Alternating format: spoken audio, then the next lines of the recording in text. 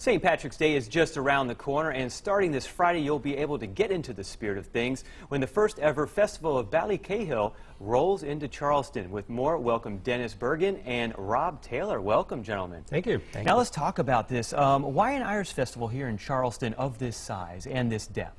Well, it just kind of came together, I suppose. I'm the one who's been kind of around the Irish scene for maybe the last 10 years here. I saw a lot of interesting things. Rob Taylor and Mary and their daughter, who's here with us this morning, have been kind of carrying a torch, I suppose, all these years. And yet there wasn't any kind of vehicle that allowed talent like that to be shown. And that's what we're trying to do. And there were a lot of other people who had background in Ireland or from Ireland and interest in Ireland, and just kind of came together very beautifully. Because you split your time between Ireland and here. I do indeed, and that's the big change that I see in the last kind of 15 or 20 years, whereas before somebody might have come from Ireland in the older generations and, you know, just go back there for vacation. Now people are really moving backwards and forwards all the time, and we really have to reflect that. People have new interests in Ireland. They're going to Ireland. There's a lady from John's Island who called me the other day and said, I'm an Irish citizen and I have a farm in Ireland. And I just go back there. She's a regular American citizen in other aspects, but she has dual citizenship and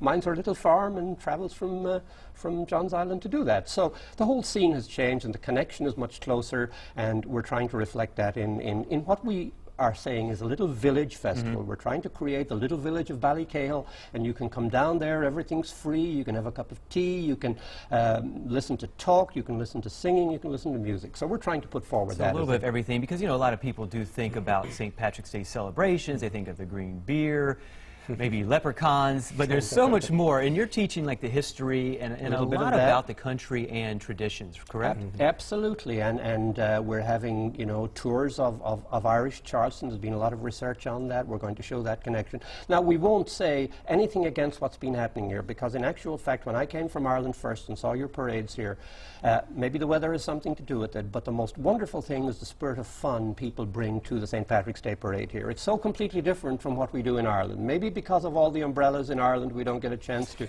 dance in the street. But well, lately around here, I tell you. Yeah, a little bit too. Yeah. Well, a little bit in the morning maybe wouldn't be any harm. But when the sun comes out in the afternoon and people are out there in their green stuff, it's just such a completely different and a wonderful scene that's really totally enjoyable. And what kind of Irish traditions will folks be able to see at this festival?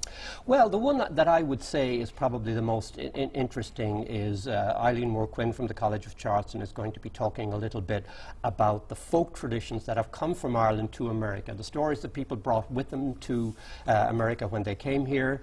The Taylors, who are really the people who've been keeping that flame alive, are going to have a little evening of music with their daughter, who's going to sing for us in a moment.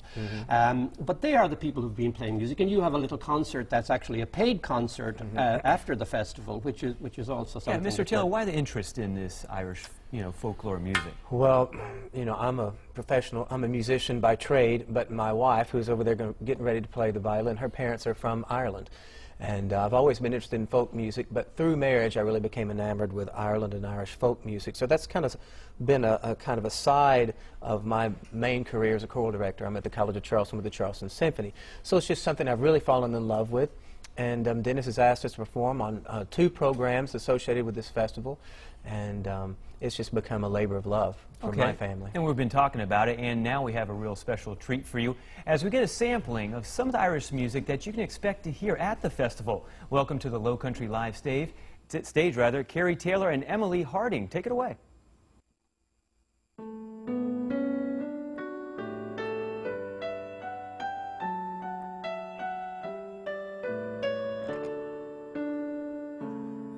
Danny boy, the pipes are calling from glen to glen and down the mountain side. The summer's gone.